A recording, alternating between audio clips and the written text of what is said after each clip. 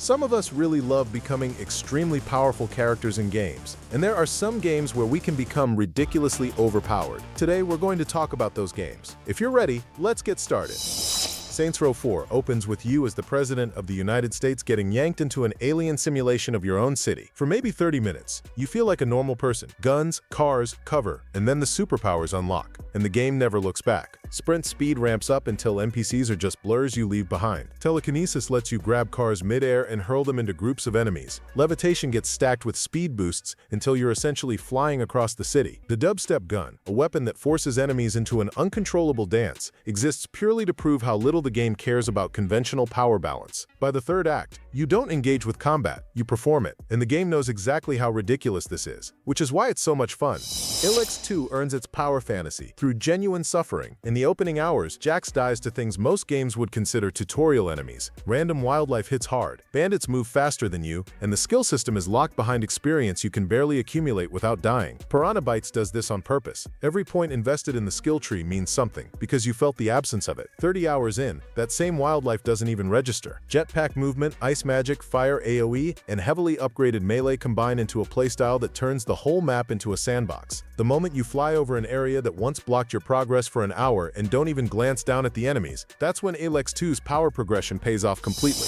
Infamous 2. Cole McGrath starts Infamous 2 already more capable than most open-world protagonists, and that's the trick. You feel strong early. Then New Murray introduces enemies that make it clear you're still not strong enough. Conduits with counter abilities, armored enemies that absorb electricity, coordinated attacks that drain your resources fast. The game is comfortable making you feel outmatched. That discomfort is what makes the late game so satisfying. Once the core powers are fully upgraded and combo chains unlock, chaining the ionic vortex into a crowd, triggering a shock grenade into a lightning storm, riding magnetic rails for rapid repositioning, Cole becomes something the game's enemies genuinely cannot handle. The evil ending in particular takes this further. The final form doesn't just win fights, it ends them in seconds. Alex Mercer starts Prototype as someone with vague, uncontrolled powers who doesn't entirely understand what he is. The game's early hours respect that uncertainty. You're capable but bounded. Then the consume mechanic kicks in properly, and the evolution accelerates. Absorbing enemies doesn't just restore health, it feeds a build that compounds on itself. The muscle mass uppercut turns an M1 Abrams into airborne debris. The blade form shreds through military-grade armor in seconds. The full armor form paired with the Devastator makes you nearly unkillable. At maximum development, Alex doesn't fight armies, he dismantles them. Flying into a military base, consuming a commander, stealing their identity, then destroying the base from inside is a sequence this game makes possible in the first act. By the finale, it barely needs explaining anymore.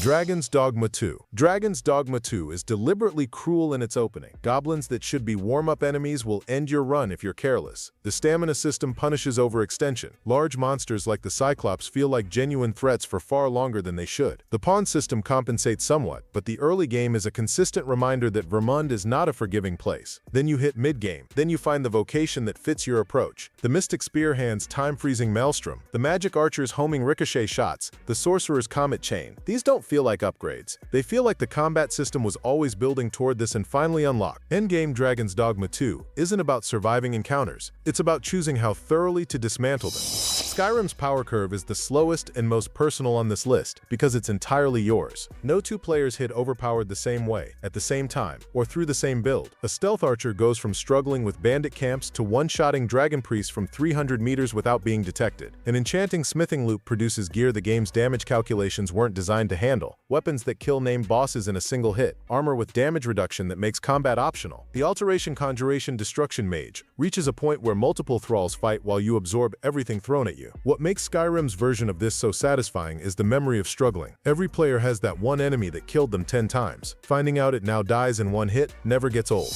Just Cause 3. Rico Rodriguez starts Just Cause 3 with a grapple hook and a wingsuit, and the game is already fun. Then the upgrades open. Infinite multi-hook, unlimited gas canisters, tethering fuel tanks to enemy vehicles, tethering enemy vehicles to each other, attaching a soldier to a gas tank, launching the tank skyward, then detonating it above a base. The game hands you physics toys and then expands your toolkit until the physics interactions become genuinely unpredictable. Liberating a military base in the late game looks nothing like the early game. Early game, careful approach, cover usage, resource management. Late game, drop in, attach everything to everything, hit detonate, walk away while the chain reaction handles the rest. Just Cause 3 isn't subtle about this. It's entirely the point.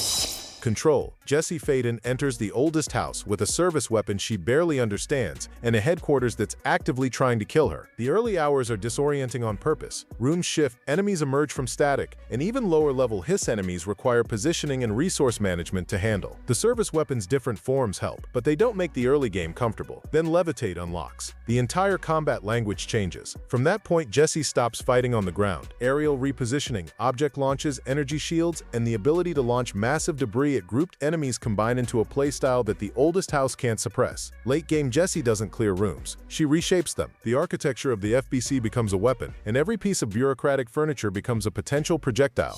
The Incredible Hulk. Ultimate Destruction. This game exists to answer one question: what if the Hulk had no limits? The early answer is actually a few. Movement is powerful but controlled. Smash attacks work but feel contained. The ability tree is deliberately gated to make you work for the escalation. Then it starts compounding. Cars become gauntlets for punching. A bus becomes a surfboard for sliding through intersections. Buildings become terrain you run up, jump off, and use as throwing platforms. At full power, Hulk doesn't interact with the environment. He processes it. The thunderclap alone clears a city block. The full momentum system makes tank armor irrelevant. No superhero game before or since has captured the specific fantasy of being something so far beyond human scale that physics itself becomes your tool. This game peaked a genre. Shadow of Mordor and Shadow of War. The Nemesis system is Shadow of Mordor's signature, but the power fantasy is what makes it addictive. Talion starts capable but mortal. Uruk captains are genuine threats, and a skilled enemy that's killed you before returns stronger. The early game generates real tension from that asymmetry. Then the Wraith abilities stack. Branding turns enemies into assets. Assassinations chain across entire patrols. The bow goes from a utility tool to a precision crowd control system. Shadow of War scales this further. Fortress sieges become wars you've been preparing for, with branded captains forming the attack wave, traitors positioned inside the walls, and Talion's abilities eliminating commanders before the main assault even arrives. You stop winning fights. You start engineering outcomes.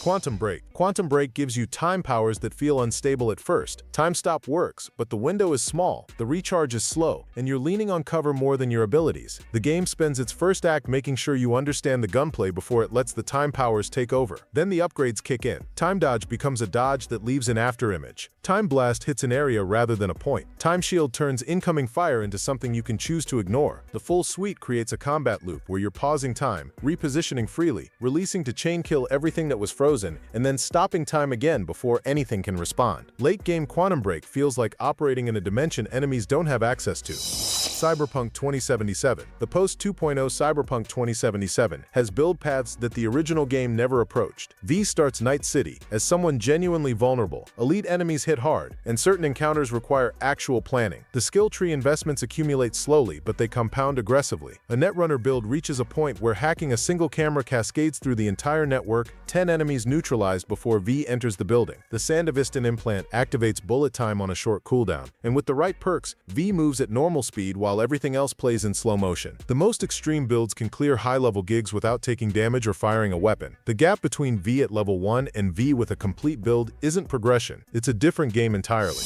Jackie Estacado inherits the darkness during a mob hit that's supposed to kill him, and the early portion of the game reflects that disorientation. The powers are present but raw. The demon arms work, but they feel reactive rather than controlled. The game's environment design, with its heavy dependence on artificial lighting as a threat, keeps the darkness feeling constrained early on. Then the darkness abilities stack properly. The twin serpent heads become independent attack tools. Darklings, small demon creatures you summon, actively engage enemies with coordinated behavior. Devouring Hearts mid-combat triggers health regeneration that makes sustained fights manageable. Full power Jackie doesn't just fight through rooms, he transforms them, extinguishing lights, summoning his army, and engaging with something closer to tactical control than street fighting. The darkness as a force feels ancient. By the end, it shows. You begin Hogwarts Legacy as a fifth-year student who can barely keep up with first-year spells. Combat encounters with dark wizards require block timing, careful resource management, and working around enemy shields in the right sequence. The difficulty isn't punishing, but it's honest. You're learning, and the game treats you like it. Then the spell library expands.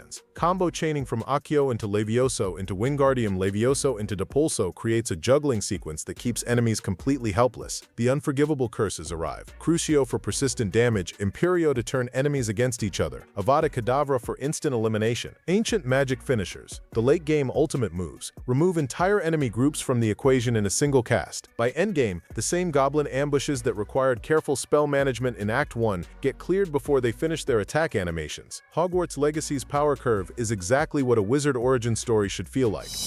Outriders opens conservatively. Cover mechanics actually matter. Abilities have meaningful cooldowns. Enemies hit hard, and coordinated fire is dangerous. The game wants you to understand that it's a tactical shooter before it becomes something else. The something else arrives around the midpoint, and it varies by class. The Pyromancer stops using cover because staying out in the open triggers healing through burn damage. You survive by killing faster. The Trickster suspends time around itself and repositions at will, turning gunfights into something closer to performance art. The Devastator's seismic command drops enemies into the air and lets gravity finish the conversation. World tier scaling keeps the pressure consistent, but the feeling of being unstoppable grows steadily. The early game discipline makes the late game chaos feel completely earned.